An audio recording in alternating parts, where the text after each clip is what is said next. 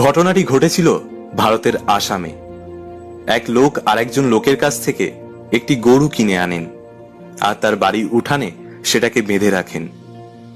কিন্তু প্রতিদিন রাত যত গভীর হতে থাকে আঁধার ততই বাড়তে থাকে, আর সেই সাথে পাল্লা দিয়ে বাড়তে থাকে কুকুরের ঘেউ ঘেউ ডাকাডাকি। এমন আগে কখনো হয়নি। আর তাই সেই লোক আর তার পরিবারের সকলে ভাবলেন যে এই করোনা মহামারীতে লকডাউনের কারণে হয়তো চোরের উৎপাত বেড়ে গেছে।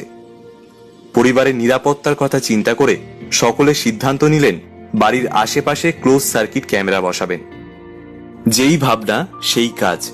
পরের দিনই বাড়ির কর্তা শহরে গিয়ে ক্লোজ সার্কিট ক্যামেরা কিনে আনেন এবং বাড়ির আশেপাশে সেগুলো বসিয়ে দেন। তারা কোনোদিন স্বপ্নেও কল্পনা করতে পারেননি যে তাদের জন্য কি অপেক্ষা করছে সিসিটিভিতে। পরের দিন তারা সিসিটিভি ফুটেজে যেটা দেখতে পেলেন সেটা তারা নিজেদের চোখকে কোনোভাবেই বিশ্বাস করাতে পারেননি।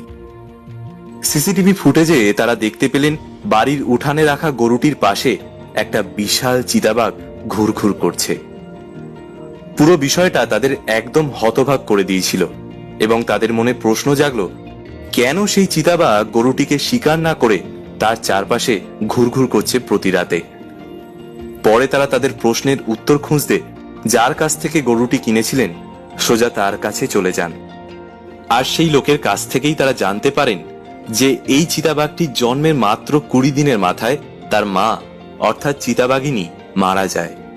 তারপর থেকে এই গরুটি দুধ খেয়েই সে এই পৃথিবীতে বেঁচে আছে। তাই সে তার জীবন দানকারী দুধমাকে এক মুহূর্তের জন্যেও ভুলে যায়নি। সে জঙ্গলে যেখানেই থাকুক না কেন প্রতি রাতেই সে চলে আসে তার দুধমাকে অর্থাৎ গরুটার সাথে দেখা করতে।